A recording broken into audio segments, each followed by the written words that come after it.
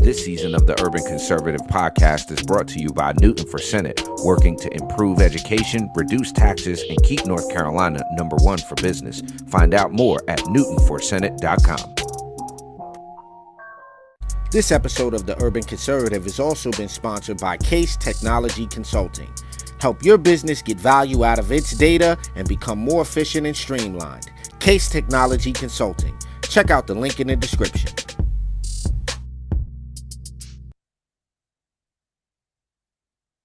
Episode of Top of the Morning is brought to you by Edward Jones financial advisor Kelly Harmon, providing you with well-researched guidance backed by Edward Jones' extensive team and technology that help you prepare for retirement, children's education, or other financial goals.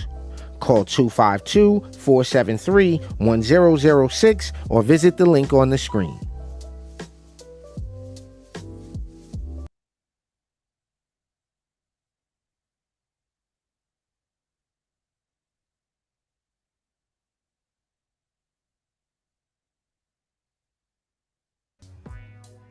All right, ladies and gentlemen, and ladies, it is time for Top of the Morning, the best 30-minute morning shizzo on the internizzle. Internizzle. Oh, okay. You got the crazy super echo, but it's okay. Yeah, your whole echo just threw my whole intro off. Did it really? Am I still echoing? I can't do it. I can't do it, bro. Back up with the mic. Back the mic up. Why did you just grab the mic and bring it all the way to your mouth? Why did you do that? But anyway, ladies and gentlemen, check out the website on your screen. tuconservative.com is the website where you can support what we do, which is bring conservative values and policy ideas to urban communities across America. That's what we do. Yeah. Make sure you go in your settings and make sure that's back on that one. And we're good to go. But yeah, tuconservative.com is the website. Shout out to the Southampton Town GOP and our candidates last night. Had a little meet and greet over at the Flanders community group, and our Flanders sounds fancy. They don't feel like it is, though. They feel like the community is really underserved over there in Flanders. Flanders is not a restaurant or something. Flanders is a community. Is a small community out here that is, they feel underserved. But shouts out to Cindy McNamara, did a great job last night talking to the folks over there. Our next Southampton Town supervisor, and shouts out to all our trustee candidates, our local trustee candidates, and our town council candidates. This is local election season, folks. So these are the ones that matter. Yeah, next year we got the big presidential, but these locals matter. These local deals matter a lot. So what you got, bro, before we get into the actual I only got one mugshot. Oh, you don't want to see my mugshot right now, son. Now here's my mug. This is what you get out of me today. What you're getting. You're not even getting a mug. Yo, shouts out to everybody that knows what that is right there. Without even having to guess, shouts out to everybody. Oh, you went to the Seb. To the 7-Eleven. 7-Eleven. SEBEN. 7-Eleven. I only got one thing to plug this morning before we jump off into everything, and that is this right here. Shouts out to everybody in Cumberland County. September the 9th, it is going down. The Conservative Men's Huddle at the C2C Equipping Center in Fayetteville. You can go to Men's Huddle Fayetteville.eventbrite.com to get tickets for that, or you can just go to our Facebook page or to look up the Frederick Douglass Foundation. That's all I got plug-wise, bro. That's it. That's all I'm plugging. So all the plugging has been plugged. I guess we can get into the news now. What you got? All right. So apparently, and I got a couple of calls about this yesterday. Mm-hmm. Some folks did not know who some of these people are. What's funny is that hold on, let me see it. You know all of these people?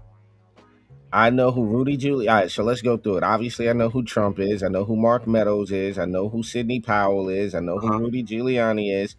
I know who Harrison Floyd is. No, I'm saying me. Give me a count. Give me a count for me. Okay. Ready? Count out of this. Go. I know Trump. I know Giuliani. I know Mark Meadows. 3, I know of Mark Meadows. I know who John Eastman is. 4, I know who Sidney Powell is. 5, I know who Jenna Ellis is. 6. That's it. I know six. I personally know of 6 out of 18. How many of those people do you know? Be honest. Keep it above. I know Trump. One, I know Giuliani. two, I know Meadows. three. I know Eastman. I know Powell. Wait, where's my count? What do you got? You stop counting. Yeah, what was that? How you just jump up and stop my count Hold on, you mid count lost me like for that? a second. Huh? You lost me for a second. My joint about to die. I didn't even know my laptop about to die. Oh, Yeah, bad just hit form. me with the low power mode. Plug in your device now.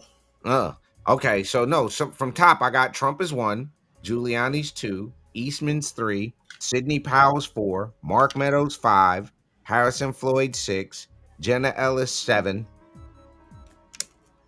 That's it. Stop. Like, come on. Let's not. We're not gonna act like you know who any of these other people are. Just All right. not do that. So I don't know who Ray Smith the third is. Do you know who Ray Smith the third is? No, I don't even know who the first two Ray Smiths was.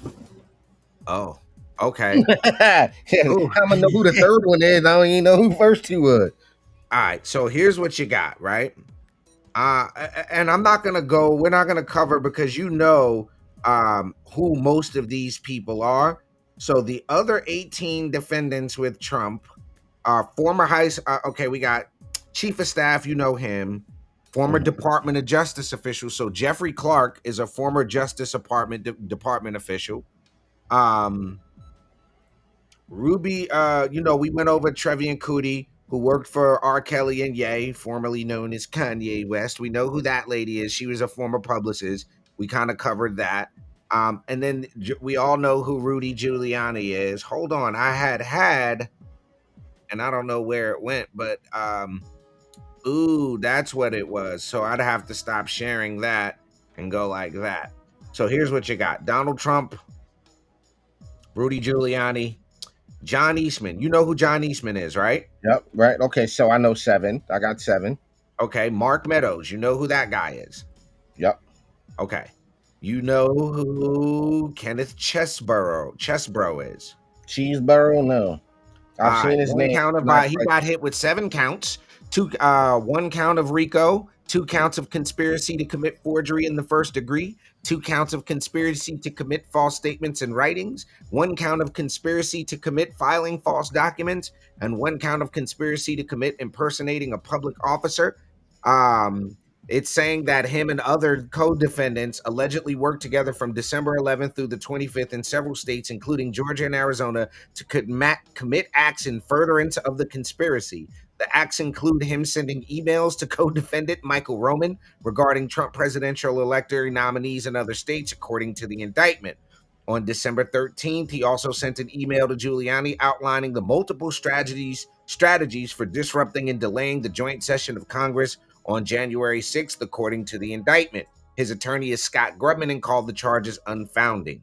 Jeffrey Clark got hit with 2 counts. 1 violation of the RICO, 1 count of criminal attempt to commit false statements. It alleges that him, at the time, a Justice Department official in the Trump administration, made false statements to Hold up. senior Hold up. DOJ Hold up. officials. All on the boy. All on the boy. America All. Mayor Live. So Uh-oh. I am going to go back to something we talked about last night because it got changed again. Now, I do not understand how these people get away with lying as much as they do. And this show is going to be about, to a very large extent, who are the liars and who's telling the truth. So you Because don't think American people Rudy's gotta a figure that liar, out, bro? right? You don't get It really Rudy's a comes down liar to who at the all? good guys are, who the bad guys, who's lying, who's telling the truth. So this indictment is weird, to say the least. Let me tell you, generally, I read through it. There isn't a single crime in it, or anything you would recognize as a crime. There isn't a single crime in it or anything you would recognize as a crime. Whoa. There isn't a single crime in it. I read through it. There isn't a single. What do you got to say about that? Are we saying Giuliani doesn't know when a crime is like? So couldn't we also? But couldn't we also argue that of course he would say that though? No, we can't argue that. You can't say of course he would say that if. Okay, I'm shooting it out there. Let me tell you something. I work with a bunch of. Hold on, I work with a bunch of attorneys, right? Okay. And there's something about a litigious mind, the way they operate. Okay. If there was an intelligible, articulable crime there, he would say it. Why would he say that if he's the one being charged? Because he's a lawyer first. So he would. I'm trying to explain to you. He would. No. And look, I just got to. I don't know one lawyer that like you get a what do you call it? You get accused of a crime. You say there's no crime. I didn't murder that person. Okay, well there's a body. There's no lawyer that's going to say, well, that's not a murder. That's well, if I'm a defense attorney, I'm saying I don't. That's not a murder. I didn't do it. No, okay. You're saying you didn't do it. You're not saying that's not a dead body. You're saying you didn't do it.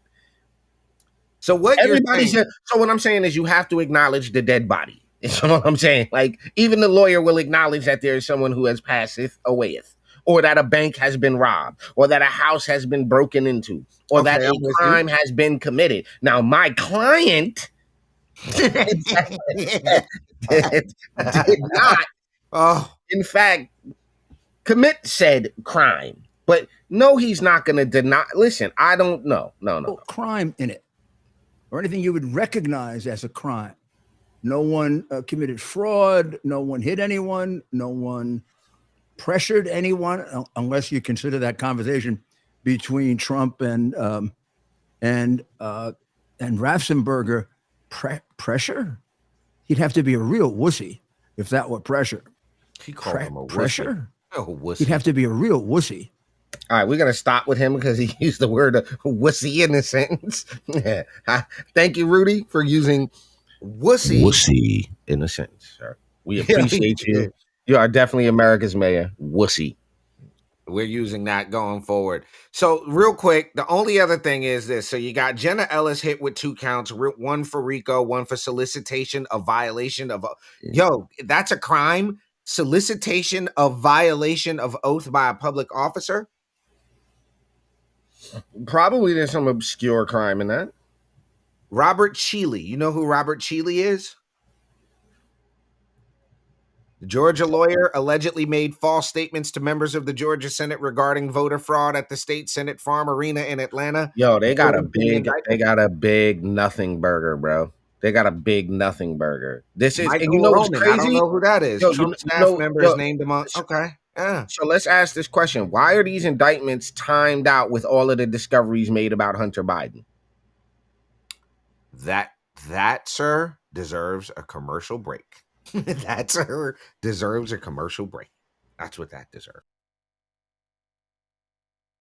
Just because you're black doesn't mean you have to vote Democrat. This year, in order to see benefits for our communities, we need to vote outside the box. Find out more by visiting us at tuconservative.com. All right, y'all, you're back. TUC Twins, top of the morning. Whoa. 18 people indicted for apparently a nothing burger. And in other news, North Carolina, I only want to mention this because I think it's going to get bigger, bro. Okay. 16 people running for lieutenant governor already that have either announced or said they're going to run for 16 people. Can you imagine the length of this ballot that we could get? 16 people. Professor Michael Bitzer said it's going to get bigger. So 16 people running for lieutenant governor.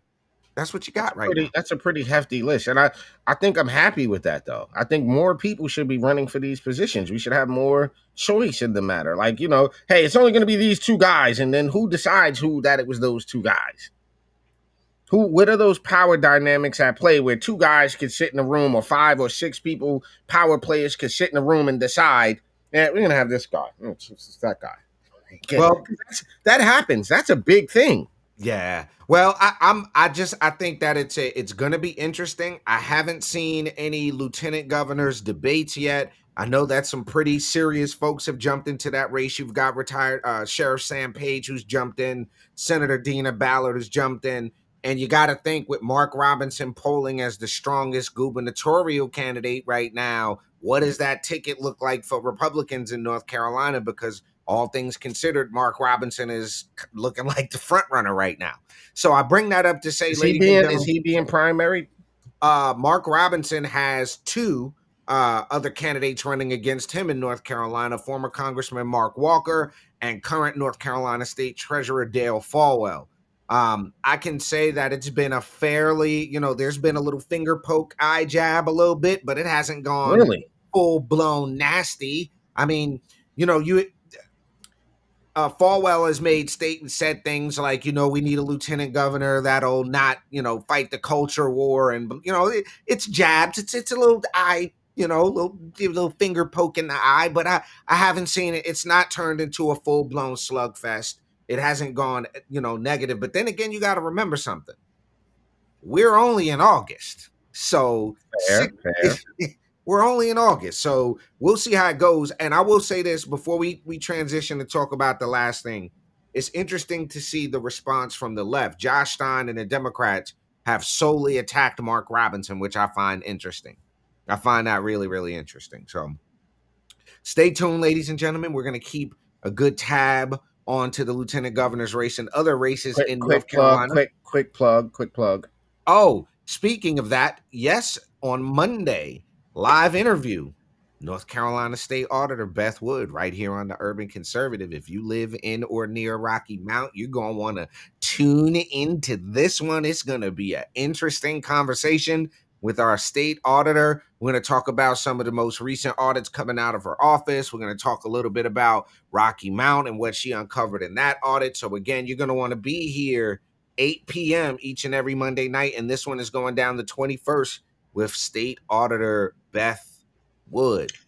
Oh, I can't wait for this one. I can't wait for this one. Shouts out to everybody out in Rocky Mount. Yep. All right, what else we got in this news on this last slide right here? All right, we got this genius right here. We got this turd burglar right here. So you remember the other day we noticed? Yo, so listen. All right, hold on. Before we get into that, at what point do you just let the hair go? Yo, there's a dude at my local deli, right? Nice enough dude. May own the deli. I don't know. And I'm not crapping on you, bro. I'm just saying he's got the strands of hair that are covering the bald spot. Like hard comb over, like all the way hard. I'm saying early Trump comb over. No, I mean, like, is it like it's over the joint, like the few strands? Yeah, bro. Yeah, no, but he's got them like this, trying to cover the joint. Like they go this way, trying to cover the joint. So when he turn around, all you see is scalp through the lightly forested. And I'm looking and I'm going like. So then I just saw this dude's headline, and I'm like, he has a pedo-ish headline, like hairline. What is that? What is he on the screen for? Because he looks. I gotta give. I know this ain't subject matter, but I gotta give a shout out to my man Greg Mills, bro. So we were shooting ground game for the Cabarrus GOP, and you know how you take the picture of him working. So I'm kind of behind him with the phone. So I him, the camera, and the person that we're interviewing, right? And he goes, yo, you absolutely can't post that picture. And I said, why? He said, you will not post my medieval monk bald spot. Shouts out to Greg Mills, bro. I got it now, dude. Medieval monk bald spot. Like, yo, look at the medieval monk hair. Like, yo, he said, nah, you will not be posting my medieval monk bald spot. That I got in there. I was like, what? Ooh, okay. Yeah, I wouldn't have let you post that either. Pull it up. How you gonna look at it and not show everybody what we was talking about? Okay, I'll do it. I'll do it. There you go. There you go. That's exactly it, bro. That was exactly it. He was like, nah, you will not be posting my medieval monk ball spot. No. I said, all right, okay. Shouts out to my man Greg. Oh, that's pretty damn funny. That's pretty damn funny. All right. Okay.